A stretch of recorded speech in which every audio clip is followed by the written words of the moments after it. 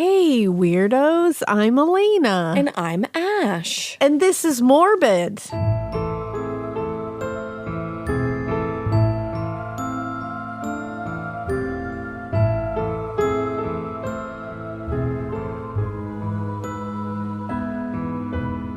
Hello. Hello. How are you? I'm great. I'm tired, but I'm great. How are you? I'm also tired and great. I love that. Great and tired.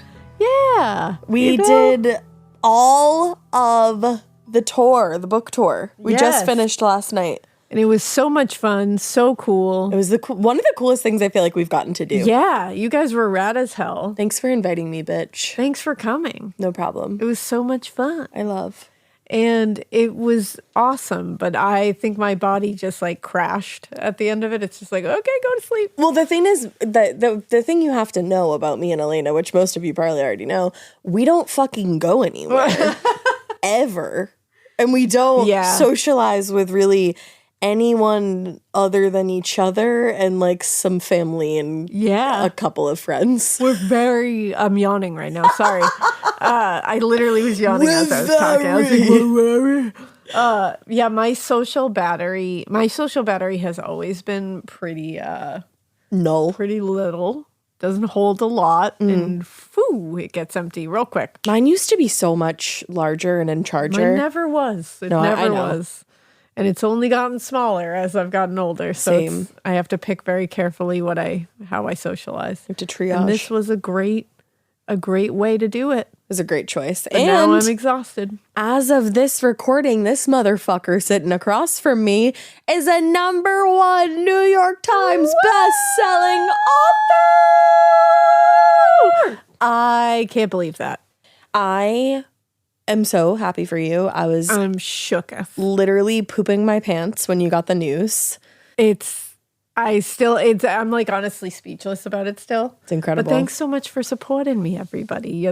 You're amazing. Yay. And just know that I accidentally tackled her when she got the news. She did. She side tackled me, which was... I meant to hug, but it was way more forceful. Full side tackle. You know? It's amazing though. It's amazing and I can't believe it and I can't wait to make more books. It's crazy. Hopefully the next one is also on the list. I see it. Manifest. We all manifested on tour. We did. And you guys manifested, I'm sure of it. You did it. And you're just talented. This is because you guys did it though. And you supported me. You bought the book. You pre-ordered the book. You seem to be enjoying the book, which makes me pretty happy. And I just needed to tell you, you are appreciated. Your kind words have been unbelievably appreciated. I can't tell you how much it has meant this whole time. Seeing in person has been amazing and appreciated. Been really cool. And you are the real ones. So I just wanted to tell you that. She's on the New York Times. So I just wanted to thank you because you guys made it awesome. Yay! And you're the reason for the season, you know? You are. Well, I think that's all the happy stuff we have. Yeah, that's all the happy stuff. And, I like it. And what we're going to do is this is a two-parter, but it's like a different kind of two-parter. Whereas, it's still sort of, well, not sort of, it is still very much spooky season. But this is straight up true crime. Yeah. This is straight up true crime, but it's connected to a spooky thing. Because we wanted to give you like a little bit of both this season. Yeah, you got to get both because that's what you're here for. Makes everybody happy. It does, and I get it. So this is one of the bigger ones that we've never covered before. I know, it's actually kind of crazy that we haven't. Which is shocking. So what we're going to do here is we're going to talk about the DeFeo family murders. Those are largely connected to what came after, which is the Amityville horror hoax. That is a big old hoax. But that's almost a true crime in and of itself because it's such a massively orchestrated hoax. It kind of was, right? Yeah. Like a true crime because isn't there like court transcripts about it where they that's one of the biggest hoaxes ever. Like it's huge. Yeah. So what we're going to do is in this episode, I am purely going to tell you the true crime tale of the DeFeo murders. It's really sad. It's really brutal. Trigger warning right off the bat. Story. It's like pretty gruesome. It's like gun stuff. It's rough. Unfortunately, like some of the victims are children. Some of the victims are children. So it's just really sad. And then in part 2 of this series it'll be a totally different episode. But it's going to be talking about the Amityville horror hoax and some of the real stuff that could be associated with it. We're going to see Ed and Lorraine Warren again in part 2. They come to stay for spooky season. They do. They just they really involve themselves. So yeah, today we're going to be talking about the DeFeo family murder case. So buckle up, everybody. Alrighty. So when 23-year-old Ronald DeFeo Jr. borrowed his friend Bobby Kelsky's car on the night of November 13th, 1974, so this was a while ago, it was with the understanding that he was just going to be going down the street just a few blocks to his house and he was going to be right back. So since he'd gotten out of work that afternoon, Ronald had been trying to reach anyone at his house. He said he just couldn't get anyone on the phone, and it was starting to make him nervous. He couldn't get a hold of his parents, any of his brothers or sisters, and he was like, that's not normal. I've been trying to get them, I can't. So he had told Bobby, I'm going to have to go home and break a window to get in, because he was really worried at that point. It was late. Damn. So he took off in the direction of his house, and he was saying, I'm just going to go there, check on things, and I'll come right back with your car. A bit later, Ron came skidding into the parking lot of Henry's bar where he had left. And he had barely made it through the door of the bar when he said, Bob, you've got to help me. You've got to help me. Someone shot my mother and father. I can't imagine hearing that. No. So everyone in Henry's bar was just like, what the fuck? None of them knew how to respond. And Henry's regular, John Altieri, said he was hysterical. He was shouting, everybody come on, somebody shot my father and mother. Hysterical, all upset, you got to come now. Okay. So, of course, as he's saying that, you got to help me, a handful of guys jumped up, went out to their cars, and they were like, we'll follow you there. So at the time, no one knew what to expect because they were like, are we really going to walk into dead bodies? What's going to happen here? But when they got to their destination, the scene at 112 Ocean Avenue was eerily quiet. Oh, I immediately hate that. And it gets worse because it's eerily quiet, and then there's just an alarm clock going off from somewhere on the second floor of the house. Oh, my entire body just whelmed. The sound, the feeling of that, the sound of that was just oh, no. I have come home from vacation before and heard my alarm clock going off because I've forgotten to put it on or to put it off. And it's just, when you walk into your house and you just hear a faint alarm and you're like, what the fuck? There's something about that. I don't know. Ugh. Yeah, I don't know. Something about something being so still and quiet and then a very normal exactly disrupting it. Yeah, a very routine why and it's the why hasn't somebody shut that off? Yes, that's the thing. And when you why is that still going? That and that's the thing. They know that there's brothers and sisters in this house. There's 4 other siblings in this house. So hearing somebody shot my mother and father and then rolling up and hearing an alarm blaring from the second floor and no one's shutting it off. Oh my God, that's I'd horrible. be like, what are we about to walk into?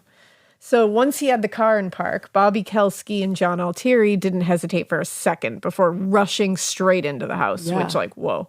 Good for them. The other people who showed up were a little more cautious. They didn't run right in. Also good for them. Yeah. Ron, on the other hand, waited outside with them.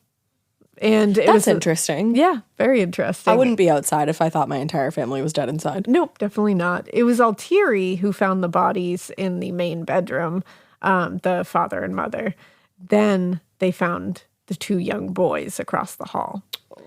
And Altieri was later quoted as saying, the little one was in pajamas and had blood all over him. I couldn't see where the bullet hole was. Just I think of a little boy in his pajamas in bed, covered in blood is... Oh, it's awful. So horrific. Yeah. While Altieri and Kelsky searched the house, another bar patron, Joey Yeswit, called the police from the phone in the DeFeo's kitchen. He told the Suffolk County Police dispatcher, we have a shooting here. There's a guy here. He says there's been a shooting and everyone's dead. Damn. Which, that's interesting to me, that phrasing, because Ron, some people are saying he's coming into the bar. He says, my mom and dad are shot. Yep. He's still saying that when they get to the house, they're thinking it's just the mom and dad. And then they find then they find the other 2 boys, John and Mark. But then this patron, Joey Yeswit, calls the police from the kitchen and says that Ron came into the bar saying that everybody was shot. Everybody's dead. So in the commotion, the story got fucked up somewhere. Yeah, it's a weird little thing, and that happens a little bit. But Officer Kenneth Griguski was in his police car just a few blocks away from the house when the call came in. Oh, wow. So he was the first one to hear it over the radio, and he went right to the DeFeo house. When he pulled in, Ron DeFeo was crying, and he told Griguski that his father and mother were dead again. And before taking any statement from anyone, Groguski had DeFeo and Bobby Kelsky take him into the house because he was like, whoa, like, we got to figure out what's going on here. And he had them wait in the kitchen, and he searched the entire house to make sure that the killer was not still inside the house. Now, upstairs, Groguski located the main bedroom, which was a very lavishly decorated, bedroom. It had like ornate furniture. There was a lot of religious statues. They were a devout Catholic family. The photos of Louise and Ronald Sr.'s 5 children in there. This was a very nice home. They were like pretty well off. It's a nice area, yeah. Yeah. Groguski, though, was not, he could only look at that for so long because he immediately saw 2 bodies laying face down on the bed. Louise on the left and Ronald Sr. on the right. Louise was covered with the gold bedspread, but Groguski could see a large hole in her nightgown, and the blood had soaked all over the mattress between them. I mean, it was a brutal scene. Ronald Sr. was uncovered did not have the blanket over him and was dressed only in boxer shorts, and his right leg was kind of like hanging a little bit off the bed. And there was a bullet hole in the small of his back, and a trail of blood was leading down onto his boxers. And they were both face down. Face down. Everyone was face down. Now, Officer Groguski made his way from the parents' room to the room across the hall, and he said he could immediately tell this was like a young boy's bedroom. From the way it was decorated. He could see toys and games on the floor. That's so sad. And Groguski immediately saw the 2 boys, 7-year-old John and 12-year-old Mark, lying face down in their beds, just like their parents. And he said the blanket covering the boy on the left had been pulled down to his ankles, and Groguski could tell his pajamas were soaked through with blood. And he could see a very ragged bullet hole in his lower back. Oh, my God. The boy on the right was also uncovered. His white T-shirt was pulled up around his chest, and it revealed a bullet hole in his lower back. So it's interesting how this is all laid out. Shot in the back, too, everybody. Lower back. Yeah. Now, after discovering those 4 bodies, Groguski returned to the first floor and called the station to report what he'd just seen. And he requested additional assistance, more officers. He wanted the coroner there.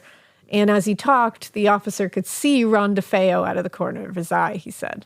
And he said Ron was crying. He was crying softly. But he said he could tell that he was also listening to what I was saying. Hate that. Like, it was one of those things like and then like the look over to see what's happening. And when Groguski hung up the phone, DeFeo said immediately that he had sisters that were also in the house. One on the bedroom on the second floor, and his oldest sister, Dawn, was in the attic bedroom. And immediately it's like, I don't know if this is just me, but like, you find your parents, you have 4 other siblings, correct? 4? Yeah. You don't immediately search for your little siblings when you find your parents dead? Thank you. Because if I found my parents dead, my first thought would be my little sisters and brothers are in danger. Right. I need to gather them all up and get them the fuck out of this house. Yes. And then call the police. Exactly. But instead you left 4 children in the house with somebody who shot your parents? Yeah. That doesn't make sense. And also, you've just heard this officer now say that your 2 brothers are dead. 1, you would be losing your mind. And 2, what my first thought wouldn't be, well, I have 2 sisters. One's on the second floor and one's in the attic. I'd be like, are my sisters okay? Where are they? Yeah. Like, what's going on? Like, you'd be like, wait a second. Like, are they all right? Tell me you didn't say anything about them. The way he says it is almost like you haven't found these other like, 2 you things. Missed 2. These other 2 people. Exactly. So Groguski heard there's 2 sisters, raced back upstairs to Allison's room on the second floor. And like the boys' bedroom, there were 2 beds in the room, but one was made up. Obviously, it had not been slept in. And then in the other bed, Groguski could see that, and he was joined by another patrol officer at this point. They found the body of 13-year-old Allison lying face down, and there was a pink bedspread covering her up to her shoulders. That's interesting. She'd been shot in the side of the face. Oh my God. And a large pool of blood had collected on the floor next to her bed. Oh, that's awful. Hers was a very rough one. Brutal. The 2 officers found the stairs that went to Don DeFeo's attic bedroom, and they went up slowly, wondering if the killer could possibly be up there. Right. But instead, upstairs, they found 18-year-old Dawn. Like the rest of her family, she was face down in bed, covered by the blanket, and shot in the chest. So that tells you something different. She's face down, but she was shot in the chest. By the look of things, nothing had been disturbed in any of the rooms, and there was no apparent sign of struggle. Okay. If they had to guess, both officers said it looked like someone had entered the DeFeo home in the middle of the night and killed all 6 of these people in their sleep in the matter of like seconds. Yeah. Like otherwise, and to this day, even though we'll get into everything and like, you know, Ron DeFeo did this for sure. But there is a question of how the fuck did he do this? Without anybody running out of the house or getting away. Systematically, no one woke up? Like what? Why are they all in bed? Like they're all where they were shot. Right. So like how did this happen? That's why there is like theories, and I'm not saying they're like credible. I'm just saying like that's why people do question like was someone else involved here? Like was there another person? Like what happened here? I only know that Ron DeFeo did it, and that like I don't know all the major details. Or I know all the major details. I don't know all the little details. Yeah. Well, the 2 officers returned to the first floor, and Grigoski called the station again to report, actually, we have 6 bodies in the house. And they said there's no sign of a shooter, can't find anyone, just the DeFeo's only living family member, Ronald DeFeo Jr. Sus. Now, over the next few hours, you know, homicide detectives showed up, local and county, various crime scene technicians, you know, the coroner, tons of people are at the DeFeo house. And in the back of the house, they discovered the family's sheepdog, Shaggy, but he was okay. Shaggy, he's very cute. Oh. He was tied to the handle of the back door. Okay. Shaggy did not sleep outside. That's not how Shaggy slept. Shaggy slept in the house. And tied to the handle of the back door. He was deliberately tied outside. Okay. For what had happened. He was very stressed out. Yeah, of course. Like barking like crazy, going nuts, all the activity in the house, like he was losing his mind. Sheepdogs in particular, too, like something happening to their family, it's their job to round everybody up. Yeah, so he's probably like, well, I can't protect anybody. Yeah, like I need to go get everybody. And it's amazing what dogs do for their family. Like it's wild. Like we have like just a little side note. No, it's true. Like Blanche in particular, our dog Blanche is obsessed with John. Like literally would crawl into his skin. I always say she wants to live inside of his ribcage. She does. She wants to live inside of him. Like she loves him so much. If you talk to John, she starts barking at you. Yeah, she doesn't want you to talk to him. But if John like pretends to tickle me or the girls and like does it, like he'll pretend like a little to chase. Do it like hee hee, I'm coming. Blanche will sail through the air and like go after him. Like all loyalty ends there, and the loyalty to like you are hurting the rest of my family or what I see that I think you are hurting, she goes nuts. Yeah. Like she is, and then like the same, but then the same goes back. If you pretend to hurt John, she gonna get you. Like she is loyal to this family. She says, like ride or die. She says, Ohana means fucking family, but baby. She's like, even family, you don't fuck with family. And like, Sid, too. Yeah, and Sid will lose it. Like they are, so it's like, it's wild how dogs just, they tell you a lot. Well, because you're their pack. Yeah. Like it's just innate. It's so crazy. Like I fucking love dogs. Dogs are great. Dogs are so goddamn cool.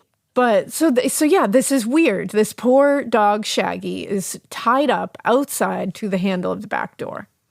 So officers searched every inch of the house and the property looking for any evidence. And by all accounts, there was very little, if anything, to be found.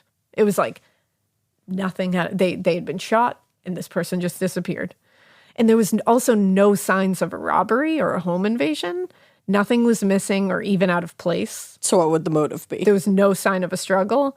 To investigators, the lack of evidence was very confusing and very strange. And the DeFeos lived in one of the most expensive houses in Amityville and would have been prime targets for robbery, but whoever killed the 6 members of this family appeared to have done so because. For something other than money. There was no, or an apparent, right? You know, like, and it's also weird to me.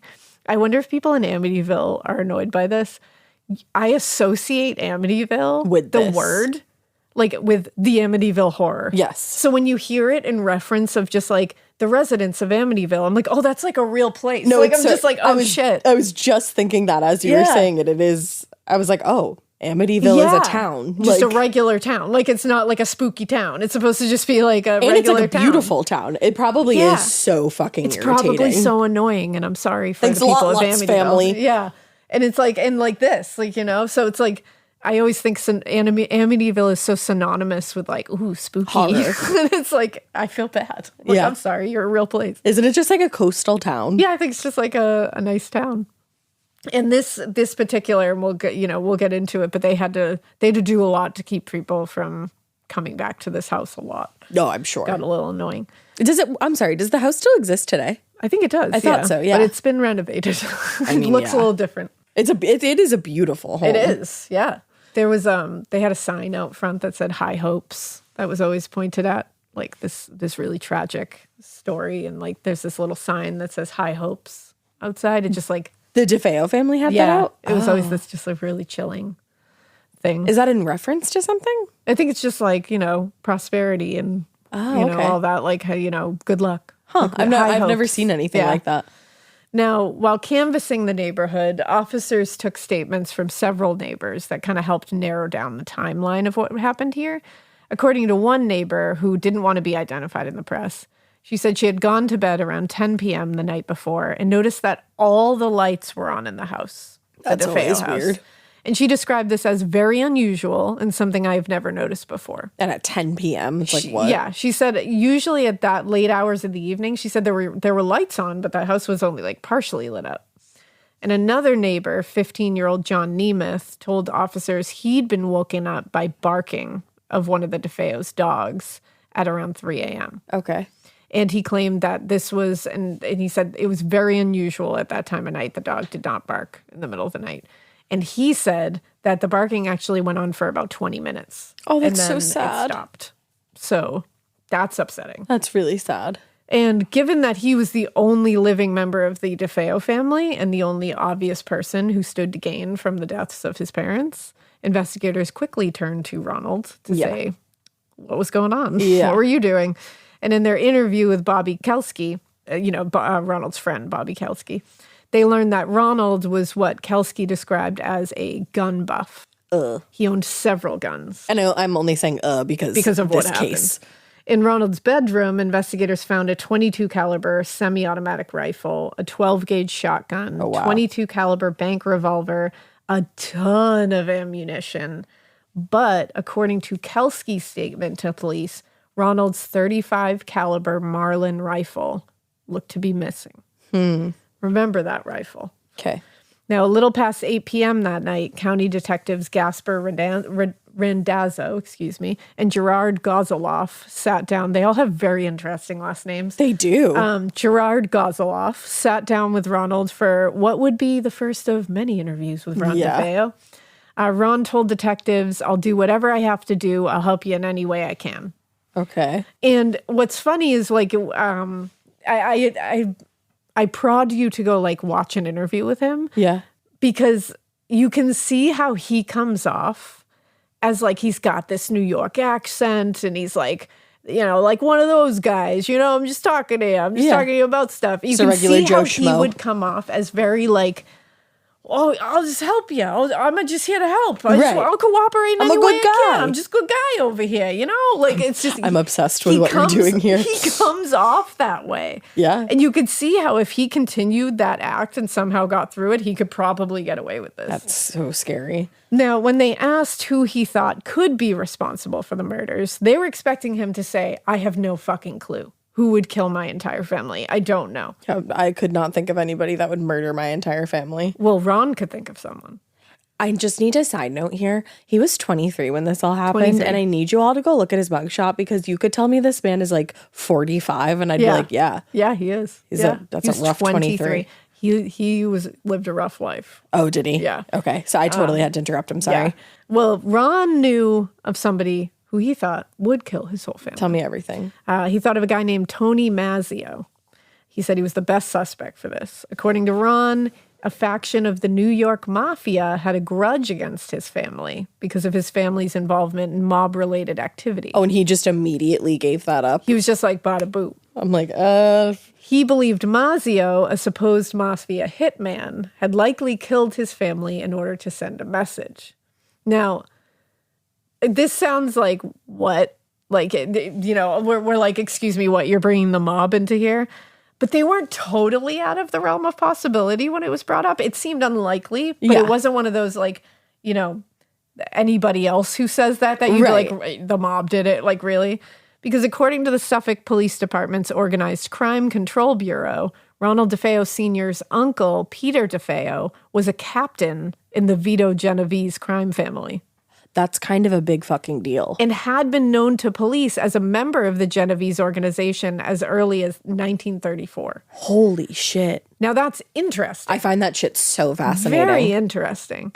But at the time of the murders, Peter DeFeo was 74 years old. Right. And he hadn't been involved in criminal activity for nearly a decade at that point. He had kind of retired. He's like Uncle June. Yeah, he's just, you know, I'm just over here. Yeah. I'm just Peter DeFeo, okay? I don't know, I'm not into this. So any connection between him and the murders was seeming pretty unlikely because, like, why? I don't think a 74-year-old man could kill 6 men. I mean, call me crazy. Like, things happen. But also, like, why? A 74-year-old man killing 6 members of a family and, like... Well, and even if you say, like, okay, maybe it wasn't him, maybe he did something that caused them to go after the family. Yeah. That still doesn't jive, really, because this is an Italian family. We're talking about the Italian mafia, Italian mob. There is a code of conduct. And one of those very specific things in that code of conduct for the Italian mob is you do not kill children. No kids. So this doesn't fit. Yeah, like, it's just not something that would happen because, like, you know, that is a thing. That's a real thing. So in his statement to police, Ron explained that the day before the murders, he stayed home from work because he wasn't feeling well. After sleeping for most of the day, he woke up early the next morning around 4 a.m. And he said when he woke up, he saw his brother Mark's wheelchair in front of the bathroom door. I know, like, I'm like, this poor kid didn't have a chance to even get out of bed. That's so sad. And the light was on in the bathroom, so he assumed his brother was in the bathroom. Instead of waiting, he said he used another bathroom, then decided to go into work early because he was up and why not? Okay. After work, he went to Henry's bar and had a few drinks with his friends like he normally did. And while he was there, he called the house several times but didn't get an answer. Because you always call your house multiple times when you're out drinking with your friends. Of course you do. After a while, he said he became concerned and borrowed Kelsey's car to go by the house and check on everyone, which is when he discovered his parents' bodies in their bedroom. And didn't bother to check if anybody else was okay. Yep, got it. Did not bother to check on his fucking siblings. Yeah. He said he had to force the kitchen window lock, and he said all the doors were locked and he didn't have a key to the house. Now, back at Henry's, he gathered all his friends, he returned to the house, but he never went inside again. Now, to the detectives, DeFeo's narrative was a little confusing. Because also, how did the person get out of the house that did this to your entire family if all the doors are locked and there's no sign of forced entry? Yeah, it's a problem. Just wondering. It's a problem. They thought it was a pretty meandering narrative that he was giving. And both the detectives found it difficult to follow at points. They were like, wait, what? Like, kind of like us. We're like, what? You did what? Yeah. And while Ron talked, Detective Gozoloff watched his body language. And he said he definitely had some interesting body language. And he said, but he also noticed some marks on his arms. And when he asked about the marks, DeFeo confessed that he was a regular heroin user. Oh, okay. And had shot up at a friend's house earlier that afternoon. Oh. But Ron was very clear that he didn't want the detectives to get the wrong idea about him. He wasn't an addict, he said. He explained he was a chippy shooter and only used drugs casually. I don't think you can use heroin casually. That's just me. But it was an interesting note. They just were like, okay, that's an interesting, because when you add that into it, you got to look at it different avenues here. So eventually the conversation got back around to the family's supposed mob connections and the man Ron believed was responsible for the murders, Tony Mazio. According to DeFeo, he had been doing some work for his grandfather's car dealership a few weeks earlier and was on his way to the bank to deposit several $1,000s when he was held up by 2 gunmen. All of a sudden, this is coming out. Okay. And when he told his father about the robbery, Ronald Sr. didn't believe him and got angry with him. This is what he's telling everybody. Apparently, according to him, his father said, not only do I have to worry about you as far as this phony robbery, but I've also got to lose a good friend. Because Ronald had explained that Tony Mazzio and his father had been friends, but the robbery had caused a rift between the men because his father believed Mazzio was the guy responsible. Even though he didn't believe it happened. Thank you. This ended their friendship and made the DeFeos a target for a hitman, according to Ron DeFeo Jr. Did he, think about this at all? No. You didn't run this by anyone? Apparently not. I mean, I'm glad you didn't, but...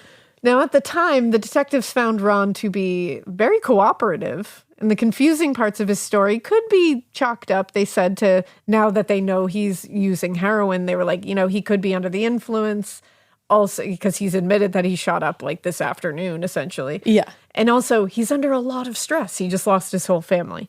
So if it's a little confusing or a little strange, we'll at least have to look at it with a benefit of the doubt kind of situation. The statement, And that's the thing. The statement could have ended there. He gave his statement, told a little bit of a wild tale, but it could have just ended there. But Ron just could not help it. He just wanted to add more details. He's a yapper. What we will learn is when someone's just wanting to add detail after detail, they're probably fucking lying. Yeah. Because it's just the way it is. So he explained that while he did own 3 rifles, his father had actually taken them away from him a few weeks earlier, and he'd actually sold one of them. But he couldn't recall the caliber of the gun or the manufacturer. Wouldn't that be so convenient, though? He just happened to sell the one gun. And also, first of all, why the fuck would you ever do that? Second of all, why did they find the guns that were taken away from you in your bedroom? Yeah.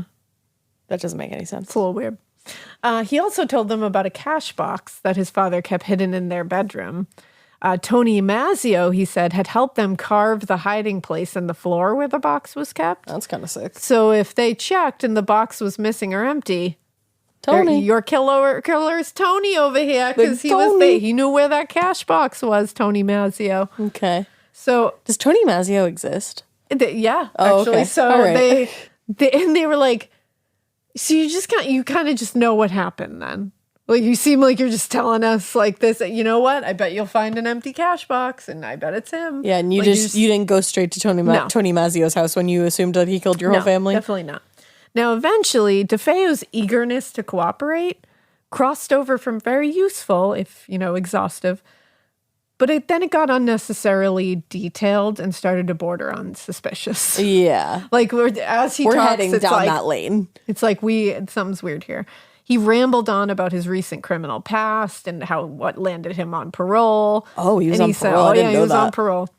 He said, I don't want you to think I'm hiding anything from you. And that's why he said he was telling all the details. Okay. And the interview process went on until nearly 2:30 a.m. Damn. And when the detectives asked where DeFeo wanted to sleep that night, he said he couldn't stay with family because he was worried the hitman might find him. Mm-hmm. So they allowed him to sleep on a cot in the homicide division. Because they were like, well, we'll protect you, I guess. He spent the night there? Yeah, he spent the night there because they were like, they didn't know where else to bring him because he was like, I can't go anywhere. The hitman will find me. Can you protect me? And they were like, okay. So they just set up a cot for him in one of the holding cells and were like, you can just stay here. That's insane. So for Ron, this was preferable because it would allow him, to stay up to date on the investigation as well. Oh. Because he could hear everything. Yep. While detectives looked into DeFeo's claim about familial mob ties, the medical examiner had begun the autopsies on the 6 unfortunate victims. Ronald and Louise DeFeo were each shot twice. Ronald in the lower back, which had pierced his kidney and shattered part of his spine. Oh, God. Louise was shot in the side and the chest, which broke ribs and punctured one of her lungs. Wow. According to the medical examiner, Dr. Howard Adelman, both could have remained alive anywhere from a matter of seconds to a few minutes. Wow. And just bled internally. Yeah. And based on her body position when she was found and the trajectory of the bullets, Adelman did theorize that Louise had been shot second and had partially risen out of bed when her husband was shot. Oh, God. That's horrific. Yeah. It breaks my fucking heart. I can't imagine. John and Mark DeFeo were each shot one time in the back at close range. Adelman theorized that the killer had stood between the boys' beds and fired in quick succession, shooting each in roughly the same part of the back. The bullets destroyed several organs before exiting out the abdomen and becoming lodged in the box springs of the bed. The bullets? Yeah. Oh my God. Adelman was almost certain neither boy had woken up before being killed. Oh. Which I guess is a good thing, because they didn't wake up to know what was happening. They just were shot in their sleep and never became conscious to know. He didn't think that they could have woken up like when the parents were killed? They didn't hear the shots? That's the thing. That's what doesn't really make sense. I don't know a lot about guns. Is it possible he used a silencer? I don't think so. I don't think they had any evidence that referenced a silencer. Okay. Because I'm like, did anybody in the neighborhood report hearing gunshots? Because an assault rifle is loud. That's the thing. By everything I could find, the gun was not fitted for a silencer. There was no silencer involved. They never found a silencer. Your gun, specifically, you have to get it fitted for one. It did not. Huh. This is what makes no fucking sense. And this is the parts of this that make people go, what the fuck happened in that house? Because like you said, like we were talking about, neighbors heard the dogs barking, but they not didn't hear gunshots. the gunshots. And why is everyone on their stomach? Everyone's not sleeping on their stomach. Did he turn them around so as not to see their faces? A lot of them were shot in the back. And a lot of them were shot while in bed. And the shot went through to the box spring. I mean, it's like they were ordered to do that or something. The only thing that you can think of though is like in the middle of the night, remember when you would fall asleep in the car and your parents would carry you up to your bed. Mm-hmm. Maybe he turned them over and they just didn't wake up. But he had already shot the parents on the same floor. I know, that's the part. In fact, across the hall. John and Mark were in a room across the hall from their parents who just got shot 4 times total. Yeah. With a rifle. And I was just saying, rifles are fucking loud. They're loud. So it doesn't make sense that John and Mark wouldn't hear it. It doesn't make sense that the neighbors didn't hear it. Allison wouldn't hear it. She's on the same floor. She's on the second floor as well. And even Dawn's Dawn, you would hear that from upstairs. She would probably hear it too. But the ones on the same floor, how? That is weird. How? It doesn't make sense. And no one's really been able to figure it out. It's one of these enduring mysteries. But luckily, neither boy, John or Mark, seemed to have woken up. They seem to have, which again, very strange that they were both on their stomachs. Yeah. It's just not everybody is a stomach sleeper. I don't sleep on my stomach. No, I can't. So Allison, on the other hand, had likely seen her killer as she rose from her bed. It seemed like she heard something. But again, it's very strange because her wound indicated that she had turned around just in time to see her killer fire. The bullet entered her cheek, and it lacerated her brain before exiting through her skull and lodging in the wall behind the bed. Oh my God. Allison saw her killer. Yeah. That's horrific. And she must have died very quickly though, if it went through her brain. Through her brain. And again, she was found in the bed. But he doesn't say anything. Nobody says anything about carrying them back to bed or anything like that. So I'm what is this? Do they know around what time everybody was shot? They don't have not exact times. Yeah, it's not weird that they would be in bed because it was nighttime. It was bedtime. Yeah. They would be in bed. You're such a mom. It was bedtime. It was bedtime. Everyone was in their pajamas. Yeah. I wonder if he ordered them to face down. But he obviously never brings that up in his stories. But it's even weirder. But the medical examiner thought the boys were sleeping? The boys, it seems, were sleeping, but I don't know. It's this is what's so weird. It doesn't make sense. None of it makes sense. Every time you think you can figure it out, you're why though? And even if he had ordered them to stay down, Dawn is 18. He obviously got rid of the parents first, but I feel Dawn could have potentially overtaken him somehow, I don't know. And it doesn't sound there's evidence that she tried to. Yeah, he's got a rifle, which is terrifying. So, but there's other guns in the house. If he's holding a rifle at you and saying turn around, I guess I'm not going to argue with a rifle pointed at me. No, I can understand that for the first couple, but then the rest of them are hearing the shots. Why aren't they running, hearing the shots? Yeah. They're waiting until he gets to their bedroom and then... Well, okay, so he gets rid of the parents immediately. That makes sense. They couldn't do anything. The 2 boys were sleeping. Sometimes kids don't fucking wake up. It's crazy to think that with a assault rifle shot, they wouldn't wake up. Yeah. But maybe he walked in their room and ordered them to turn around, and he just boom, boom. And then Allison wakes up because she's heard all of that. And that's why she's up, and he shoots her essentially in the face. And then who knows, maybe Dawn did try to get past him, and he ordered her back up the stairs with the assault rifle. But like, why didn't any of the neighbors hear gunshots? That I can't explain. They heard a dog barking. That I can't explain. Like, I'm so confused by it. I know this is like a nice area. Yeah. Maybe people heard things and just didn't want to say that they did. But why?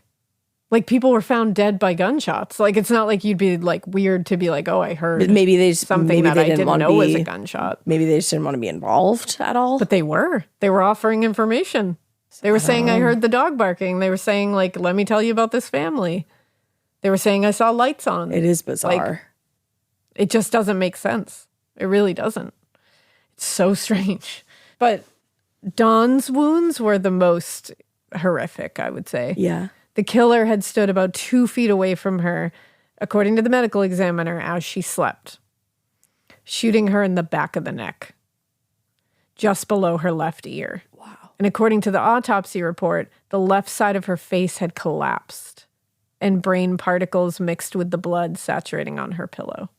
Wow. She had a very disfiguring injury. Yeah, and nobody else really did aside, I guess, from Allison. Yeah, and she was shot right in the back of the neck. And it's, again, face down. And from what the medical examiner was thinking, was sleeping. Why? How can you know if somebody's sleeping? Probably just because of the trajectory and what they're looking at. They're saying, like, there was no movement. You know, like they didn't try to move away from the bullet, like, which your natural instinct is to move away from something that's going to hurt you. So if you're not moving away from it, they assume you have to be in an unconscious state. But then if you're in bed and you know he's coming, there's not really any way out of that. So maybe she just cowered in bed. But she didn't even do that. What do you mean? Her head was on her pillow. And she was shot right in the back of the neck. If she had cowered, it would have like potentially like skimmed another side or like moved. That's what they did. Like, seeing where the bullet goes in and how there's no like movement to get away from it will tell you that that person wasn't conscious. I don't know. Because her head was right on her pillow. Yeah. And if she's trying to like she was sleeping away, on her side. And no, she was face down as well. Because she was shot right in the back of the neck. But I think what happened was it like went out her. Just the exit. Know what I mean? Okay. Yeah. All right. The way it had hit like collapsed to the side of her face. Yeah. Kind of thing. I don't know. I'm trying. Yeah. People have been trying for decades. I think it's just like, it doesn't make sense. That's why this is such a like strange case. Because not only is the crime horrific, and when you look at it, there's really no fucking real motive for this. There's also just these weird parts of like, what? And like the family's a little mysterious when you really dig into it. And it's like, oh, really? Then you got those like, you know, there's not mob ties, but it's like, you know, like somewhere in that family, there's like mob ties and it's mob like history. This has nothing to do with the mob, but it's like that. It's just like a weird layer on top of it. Mm-hmm. It's all very strange. But all 6 members of the DeFeo family had died from, quote, massive hemorrhaging due to bullet wounds. Yeah. Now, when the news of the murders hit the press the next morning, everyone in Amityville were stunned. They were stunned that such a brutal crime was happening in that small town. It's a very idyllic town, like we said. Everyone described the DeFeos as a nice, normal family who were always willing to lend a hand when someone else was in need. One of the neighbors said, like, Ronald DeFeo Sr. drove her to work every day when her car died. Aww. One neighbor told a reporter of Ronald and Louise they could not do enough for their children. The whole world was oriented around their children. Wow. They were very involved in their community as well, according to most, like, all the good things. While the neighbors had nothing but kind words to say about the victims, most people were decidedly less enthusiastic about Ronald DeFeo Jr. Yeah. According to one neighbor, Ronald was part of a crowd that would drink and then get into fights, but the next day they'd apologize. Okay. She recalled an instance in recent months where Ronald had gotten into an argument while at a bar with some friends, and he had broken a pool cue in half because he was angry. Yikes. Now, neighbors referred to him as creepy, always lurking around, It was theorized that because it was a big Italian family, the firstborn son is usually like the heir, and just supposed to look to as an important part of the family line. Yeah, of course. But according to those that knew him, Ronald DeFeo Jr. was like not the ideal heir. He was a mess, like just a mess. Okay. He was always in trouble, always getting into things. Yeah. He would go out partying, and then he would bring those parties back to the DeFeo house late at night, always causing issues. There was a lot of theories about, his relationship with his father, which seemed to not be a good relationship. Well, his dad was probably disappointed. Yes. And I think they also had like a very volatile relationship where it got physical a lot between the two of them. That's like really they would sad. get into like a fist fight, like essentially. That should never happen. No, it's awful. Now, for their part, a spokesperson for local law enforcement told reporters the murders were a real neat job, indicating that there was very little evidence left at the scene and very few leads to work with. They were like, there's literally nothing. Very clean. Mm-hmm. There was no signs of struggle, robbery, leading investigators to believe the motive had just been murder. Yeah. Like a murder. They were either going after one of the people and the rest were collateral, or it was all of them. It was just... So while DeFeo slept in the homicide unit that night, investigators got word from the medical examiner that all of the DeFeos had been killed with a .35 caliber Marlin rifle. Imagine that. Exactly the model and caliber Bobby Kelski had mentioned when police interviewed him at the scene, and the only gun that Ronald DeFeo could not account for. Like, you only lost that one? Yeah, only that one. A little bit later, they got word from one of the technicians that upon a second search of the house, they discovered a box for a .35 caliber Marlin rifle, like a box of, to hold the gun. Yeah. Hidden in Ron DeFeo's closet. I gotta go. The gun they couldn't find. At the very least, the box indicated that DeFeo had owned the same model gun used in the murders. Until that point, investigators had given Ron the benefit of the doubt. Losing your whole family in one night, he might be under the influence. There's a lot going on. Yeah, many factors here. But now they were starting to wonder if they just had their suspect in custody already. Willingly. Now, literally. Around 9 the next morning, November 15th, Detective Gozoloff and several other homicide detectives returned to the office and woke up Ron, who immediately asked whether they'd found Tony Mazzeo yet. Okay. Gozoloff told him, well, we got people out looking for Tony Mazzeo, but he said, to tell you the truth, I think you're the guy we want. Damn. Just like woke him up and said Hit him. DeFeo was like, what are you talking? Like, incredulous. My God. Insisted Tony Mazzeo was the guy they wanted. But the detectives read him his rights and took him into custody for the murder of his parents, brothers, and sisters. Yeah. When he was asked whether he wanted to speak to his lawyer, Ron said he waived his right to counsel, and he said he was willing to cooperate. Ron began the second interview by insisting that his family had been killed by the New York mob. But by then, Gozoloff and the other investigators had assembled and presented the evidence that strongly indicated that Ron was involved. It was Ron. At one point, he claimed that he was just smoking pot in the basement when it happened, and he didn't hear anything. Well, that doesn't make sense. And then later, he claimed he heard the gunshots. Like, he came up with so many different things. But before that, Gozoloff said, let's go back to the day before and let's start over. Yeah. And then he said, let's start with supper. Okay. Now, being confronted by all the evidence and the fact that they were like, we pretty much know you were involved, seemed to flip a little switch in Ron. But before then, he was crying. He was upset. He was, I will do nothing but cooperate here, whatever I can do. But now it's like he took off a mask and his true feelings came out. So Gozoloff said, let's start with supper. And he said, my mother was a lousy cook. And they were like, oh. Awesome. She said, she cooked up some brown stuff in a bowl. It looked like shit and it smelled like shit. Nice. And they were like, fun. Nice to speak of your recently deceased and murdered mother that way. Yeah, and these unkind comments about his mother seemed wildly inappropriate to the investigators. And they were like, wow, okay. But Ron was just getting started. He wasn't done. Oh, no. When they asked him about John and Mark, his little brothers, he said, my brothers is a couple of fucking pigs. And he said, I often use the bathroom that they used on the second floor, and I go in there, and sometimes there's toilet paper hanging out of the bowl. I mean, yeah, they were like 7 and 12. 12, that checks. Yeah. Kids are gross a lot. And it's like, try following up a bathroom after a kid. Yeah, exactly. And also, They're your little brothers who were shot in their beds. And you're just talking about them calling and them you're just pigs. calling them fucking pigs? And like, what? They just were murdered. And his feelings about his sisters were not any better.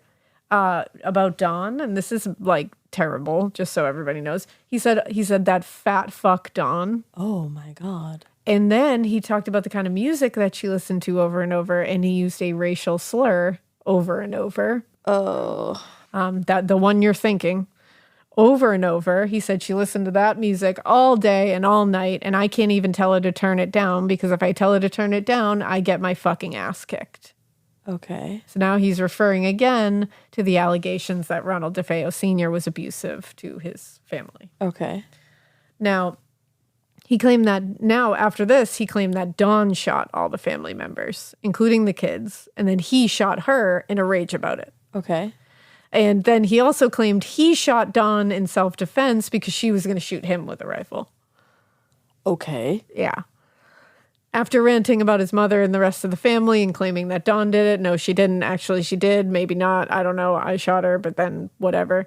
Ron launched into a big, long rant about his father, who he referred to as a cheap bastard. And he talked about his grandfather kind of equally the same way, as unkind. Grandpa? Yeah. And the other members of the family. When he was finally done giving his brutally honest roast opinion of his family, DeFeo still hadn't confessed to the murders at this point. But it was pretty clear. But to Gozloff and the others, it seemed like he was pretty ready to do that. Without saying a word, the detectives got up from the table and left the room, and were replaced by Dennis Rafferty, who was a homicide detective with the Amityville police. Rafferty spent the next 6.5 hours with Ron, and during this, he completely confessed to the murders of the family. Okay. It was clear that Ron hated his family. Like, it was very clear. He was acting all broken up before, but suddenly when that evidence was presented, it was like mask off. They all suck ass. Let me tell you about all of them. He especially hated his father. Yeah. He fought with his father constantly. But it seemed like his motive was not that, completely at least. His motive was money. Okay. According to DeFeo, his parents had a life insurance policy worth $200,000. Okay. In 2024 money, that's over $1 million, over $1.2 million, actually. Damn. And as the only surviving member of the family, Ron would have been the beneficiary of that policy. Uh-huh. On the night of the murders, Ronald woke up on the couch a little before 3 a.m. He went up to his bedroom, loaded his rifle, and went room by room, shooting and killing his whole family. 3 a.m. Yep. He told Rafferty, I just started, and it went so fast I couldn't stop. He just woke up and just in that moment decided to kill them? Uh-huh. Okay. When he killed everyone in the house, Ron collected the shell casings and his bloody clothing into a pillowcase. He took a shower, he trimmed his beard, and then he left the house. He threw the rifle into a pond down the street, and eventually he ditched the pillowcase and other evidence in a storm drain in Brooklyn on his way to work. Then he just went to work. What the fuck? When he was finished giving his confession, Rafferty asked whether DeFeo would sign a sworn statement that what he told them was true. But he refused, and he told the detectives he would not because he feared his grandfather, Michael Brigante, would see it. Okay. And it's like, he's going to hear about it. Uh-huh. Now, using the 2 diagrams Ron had drawn for them, detectives were able to locate the gun and the pillowcase full of shells and other evidence, which were brought back to the precinct, and DeFeo identified them as his belongings. Meanwhile, the clothing Ronald was wearing was taken as evidence, and he was charged and booked with 6 counts of second-degree murder. And he was taken into custody and held in detention until a grand jury was going to be convened in the coming days. Now, Dave found an interesting tidbit here, that first-degree murder at the time was reserved for those who killed a police officer or a prison guard. Oh, so it had nothing to do with malice aforethought? Yeah, it was just like that was at the moment, that was what that, in 74. Huh. We have come across this before. I'm fairly certain of it, but I always find it interesting. Yeah, that is interesting. Yeah. Now, the news of Ronald's arrest shocked Amityville, almost as much as the murders had shocked Amityville. DeFeo's friend, Glenn Hoffman, told a reporter, I can't believe it. I can't believe it even if they say it's true. He could have been set up for it. You don't know what's involved. Okay. For many, Ron's original claim of mafia involvement seemed more plausible than a son and and a brother murdering his entire family for no fucking reason. I mean, yeah, that is hard to swallow. Even his probation officer, William Benjamin, was stunned and said nothing indicated he could have resorted to violence of this kind. That's kind of crazy. Now, DeFeo was arraigned in the First District Court on November 15th, where his defense attorney, Leonard Simmons, requested a psychiatric examination. He told the judge, "I have doubts about the defendant's ability to help in his own defense." Simmons also claimed that DeFeo had bruises on his body, which implied that he'd been abused by investigators while in custody. Judge Donald Opperin refused the defense's request for a psychiatric examination and refused bail. Wow. Nearly a year went by between the arrest and the trial. Damn. Yeah, most of it was like pretrial hearings, the defense team's repeated and unsuccessful attempts to get Ron's confession thrown out. Yep. They wanted to get it thrown out on the grounds that it was obtained through coercion. Mm-hmm. During this whole period, the prosecution called on a lot of the detectives who were involved in the interview process. And Dennis Rafferty said, "It was a tricky situation. We started out dealing with a guy who was the sole survivor of a family massacre, but the more we questioned him, the more holes there were in his account. And he kept changing things until finally he started crying, put his head on my shoulder and told me, 'It just started. It went so fast. I just couldn't stop.'" Damn. Like, what are you going to do? And Rafferty explained, they began to suspect DeFeo was lying when he went from telling them he'd heard nothing that night to then changing his story several times to say he heard multiple gunshots and that he'd even seen his brother John's toes twitching at one point when he discovered them. Because then he went back and said, "Well, I did discover the bodies of my siblings and I saw John was alive." What? Yeah. Rafferty said that indicated to me that he was there right after the shooting took place. Right.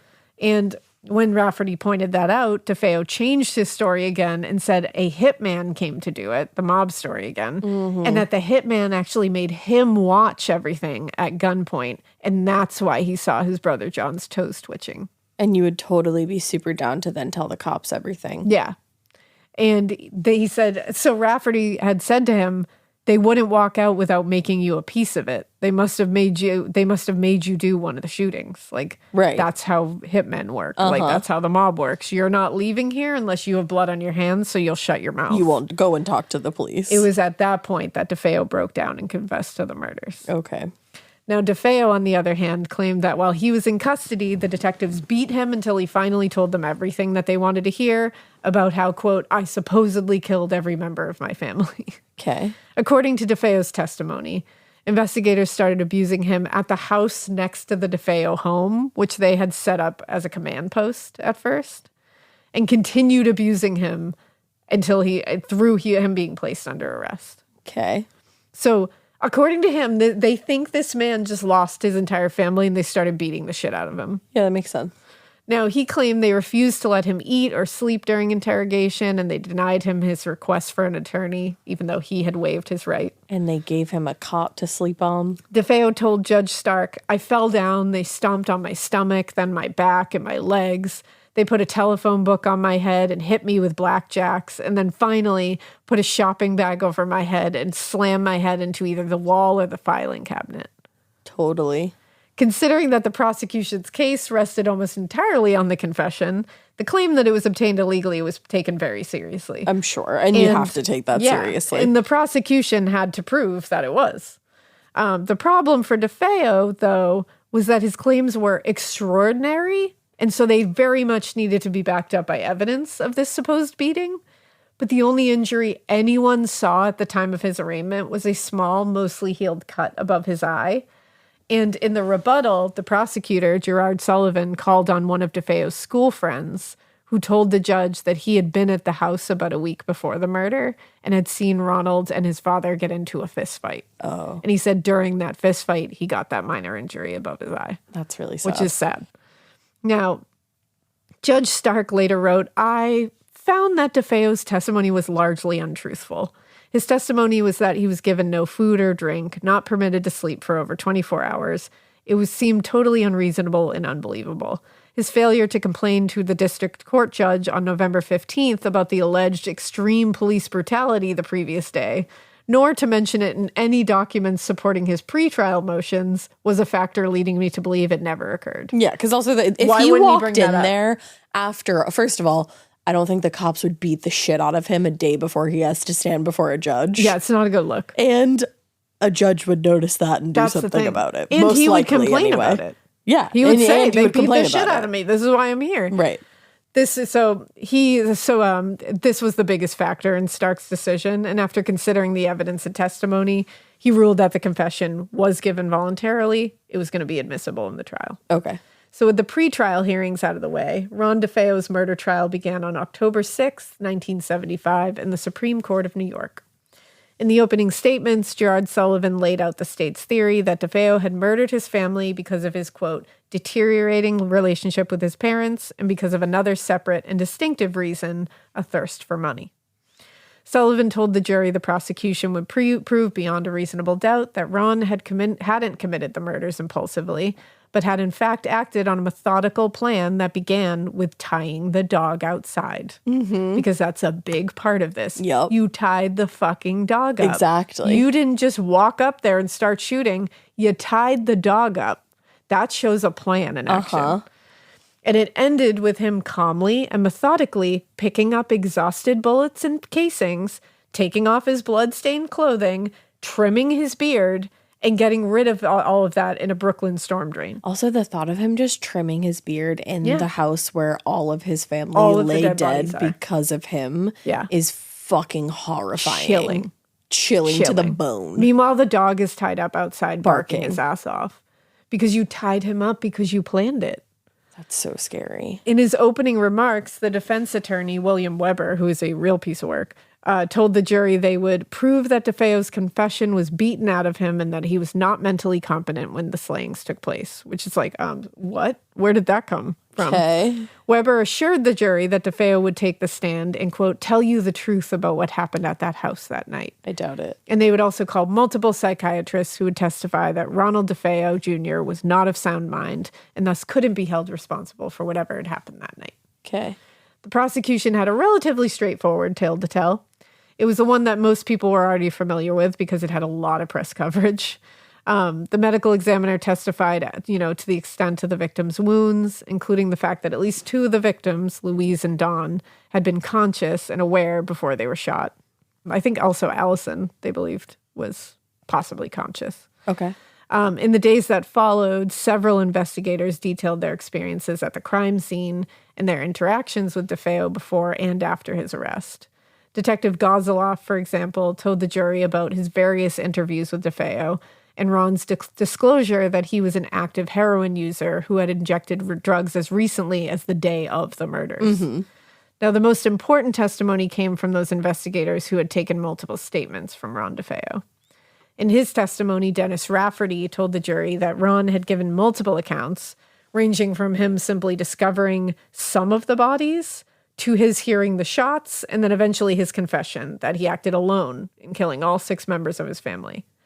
By then, the detective explained that they already strongly suspected that he was the murderer, right, based on the inconsistency in his stories and the various pieces of evidence that they got from the scene, which included the ammunition, tons of it, and the box for the Marlin rifle that was used in the murders. And hidden. Yeah. So Rafferty's testimony was backed up by the other detectives present during this time, including Lieutenant Robert Dunn, who told the jury, I got up and left the room in awe of the horror of what I had just heard. Dunn, who was a member of the organized crime unit, explained that he was called in by the local authorities because of that whole claim about the Tony Mazzio thing, the members of the mafia involved. However, they investigated that claim, and he said there's absolutely no ties to that whatsoever. Yeah. Finally, Dunn also refuted the claim that DeFeo was mistreated and abused while in police custody, and he said as far as he knew and saw, he gave his confession completely voluntarily. Right. Now, the state's case against DeFeo was strong and supported by evidence. But Sullivan nonetheless anticipated an insanity defense and was prepared with witnesses to combat that claim. Okay. In her testimony for the prosecution, DeFeo's aunt Phyllis Presido, so DeFeo's aunt, told the jury Ronald's history of mental illness was a hoax, perpetrated in order to keep Ron from being sent to Vietnam. Oh. Yeah. According to her, the plot fucking thickens. It does. According to the aunt, about a year before the murders, she was, quote, introduced to a man who claimed to have been paid $5,000 to keep Ron out of the U.S. Army. Oh, fuck. This was among several examples where Ronald Sr. seemingly paid or otherwise compensated individuals to keep his son out of trouble or to get him out of trouble that he had already been in. Yeah. On November 6th, Ron DeFeo Jr. took the stand to testify on his own behalf. That must have been something. And he wanted to provide support for that insanity defense. According to his testimony, DeFeo told Weber and the jury that he felt, quote, duty-bound to kill anyone he considered a threat. And he saw nothing wrong with killing his entire family, which he claimed was done in self-defense. Oh, good. Even the 7-year-old. Yeah, that makes sense. He said, quote, when I have a gun in my hand, I'm God. According to DeFeo, he woke up on the couch the night of the murders and saw his sister Dawn standing before him in the living room with the rifle in her hands. And she told him that she was going to kill everyone. Okay. So he said, I took the rifle away from her and she just disappeared. And I walked a few feet into my parents' bedroom and I just started to shoot. That doesn't make any sense. What? When he was cross-examined by Sullivan, DeFeo reiterated that he had killed all 6 members of his family. But then later in his testimony to the prosecution, he claimed he believed his sister, Dawn, had killed his brothers. Okay. According to DeFeo, Dawn was constantly at odds with their parents, and their arguments did frequently escalate to violent confrontations between her and their father. This is according to Ron DeFeo. Okay. He said, on the stand, he said, I should have let them kill each other. Ooh. I believe this was not a happy household all the time. That's sad. But it's all, this is all just coming from his mouth as well. Yeah, so you have to take it with a bit of a grain of salt. In defense of his insanity plea, Ronald told the jury he frequently heard voices in the house, coming from the house, which is where we get the next. The haunting. And had command hallucinations that instructed him to act out violently. He said, for months before the incident, I heard voices. And whenever I looked around, there was no one there. So it must have been God talking to me. Probably not. When Weber asked if he thought anyone in the courtroom had been trying to kill him, he replied, yeah, Phyllis Presido, my aunt, who was sitting out there. That's new. It's new information. Yeah. So upon redirection, Sullivan said, is there anyone else you think is trying to kill you? And he said, you. He's really trying for that insanity defense. Yeah. It seems that Phyllis Presido wasn't the only witness the prosecution had planned to undermine DeFeo's claims of insanity. They also called out a former cellmate of his, a cellmate that he had apparently boasted about his planned defense to. Oh, God. According to John Kramer, who shared a cell next to DeFeo in the sickbay, Ron had told him about his plan to plead insanity and boasted that he was, quote, bigger than Charles Manson. Oh, please. Kramer told the jury he was in the cell next to me in the sickbay area of the jail, and he kept telling me all these things, even after I told him I didn't want to hear anything or get involved. Sullivan also subpoenaed several of the guards at the jail, who testified that DeFeo had asked them how the mentally ill inmates acted when they were locked up. I always wonder why inmates will do that, because I'm like, do you not think that these people have, that they're not going to rat on you? Do you think that's their literal job? Do you think they have any loyalty to you? Do you just think? Do you think at all? Do you think? So one of the guards, James DeVito, basically when DeFeo had asked him, how do they act? He said he told him inmates burned things, pretended to forget the names of prisoners and guards whom they knew, sat on a shelf in the cell, and feigned suicide attempts. Okay. And according to DeVito, right after I told him those things, he began doing them all and yelling at me to enter them in the logbook, but I considered them silly and refused to make any entries except for the incident when he tried to set the cell on fire. Oh, my God. Now, towards the end of the trial, Sullivan called Dr. Harold Zolan to testify as to his experience evaluating Ron following his arrest. Zolan testified that he diagnosed DeFeo with an antisocial personality. I could see that. But he added that the diagnosis did not affect his ability to tell right from wrong. Right. And insisted he, quote, was aware of what he was doing when he killed his parents and 4 brothers and sisters. Yep. Zolan further said, if he was in any paranoid psychosis, there would be no compulsion for him to hide the signs of his wrongdoings, such as trying to destroy the evidence or lie to the police. Right. On November 19th, the trial came to a close after each side gave their closing remarks. And in his statement, Gerard Sullivan went over all the evidence, all the testimony for the jury, and reminded them that DeFeo had confessed to the crime, but only recently had started claiming that he was mentally ill when he killed his family. Yeah. Rather than insanity, Sullivan restated the state's belief that DeFeo callously, calmly, and coldly planned the execution of his family, carried them out, and then went about carefully taking the murder rifle and the used cartridges and his blood-stained clothing and hiding them in an obscure Brooklyn storm drain to cover up his role in the murders. He reminded the jury that no one was denying that DeFeo was sick, only that he wasn't so impaired that he didn't know what he was doing was wrong. Mm-hmm. Now, William Weber, on the other hand, said while his client had committed the murders, he had only done so because he was insane at the time and was heavily influenced by psychotic delusions. Also, he continued to assert that DeFeo had only confessed after being beaten and abused by investigators. Now, at the time, Ron DeFeo's trial was the longest criminal trial held in Suffolk County. Oh, wow. Lasting nearly a month and a half.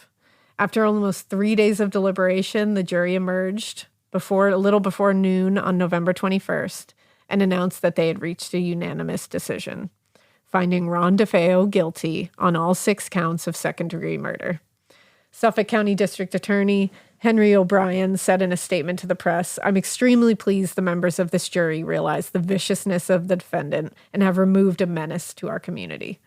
When asked for comment on the verdict, defense attorney William Weber shook his head and said, "I'm glad I wasn't a member of that jury."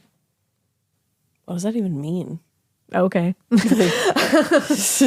You are the defense attorney, though. That's an even worse position. I'm like, I don't really get it. Because you lost. Yeah. So for the jurors, it really all came down to his attempts to hide the evidence and conceal his guilt after committing the murders. That's what it would be for me. Yeah. Like the spent shells, his clothing. The fact that he showered and trimmed his beard. He was of sound mind. He knew what he was doing.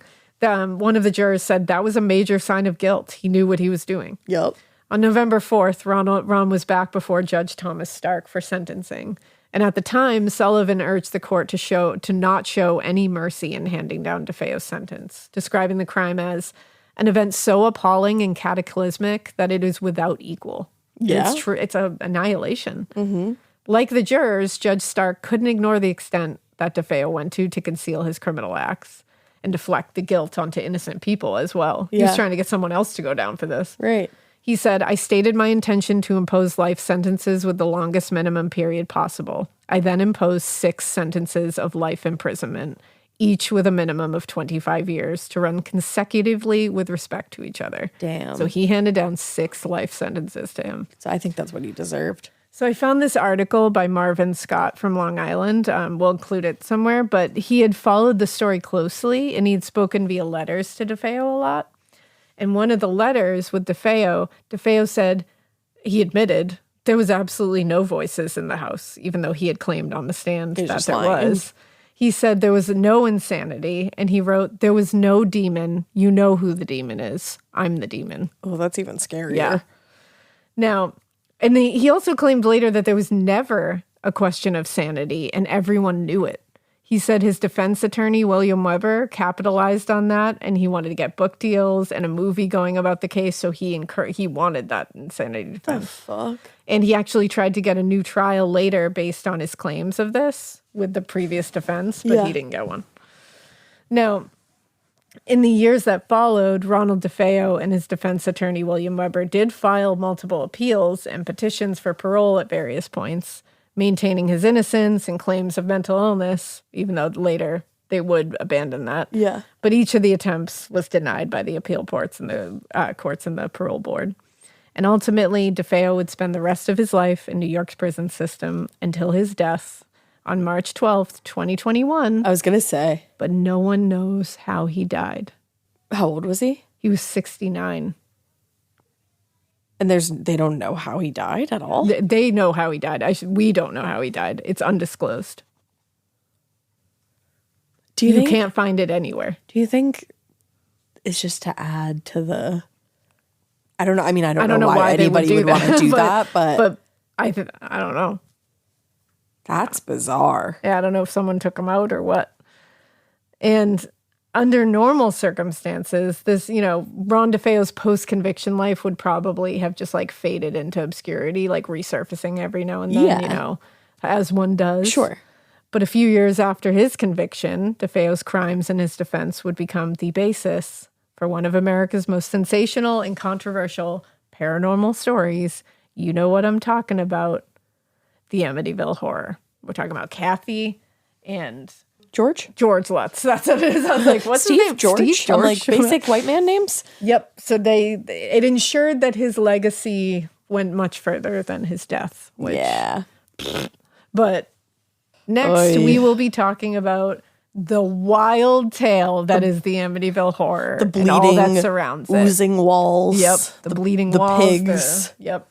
We'll be talking about the it flies. all. We'll talking about the Ed and Lorraine Warren of it all. We'll the talk preachers. about all the things associated with it because there's so many things. It's going to get wily as fuck next time. Yes. See you then. See you then. So we hope you keep listening. And we hope you keep it weird. But not so weird that you annihilate your entire family, because what the fuck is up with that? That's really fucked up. That's way too weird. I hate that.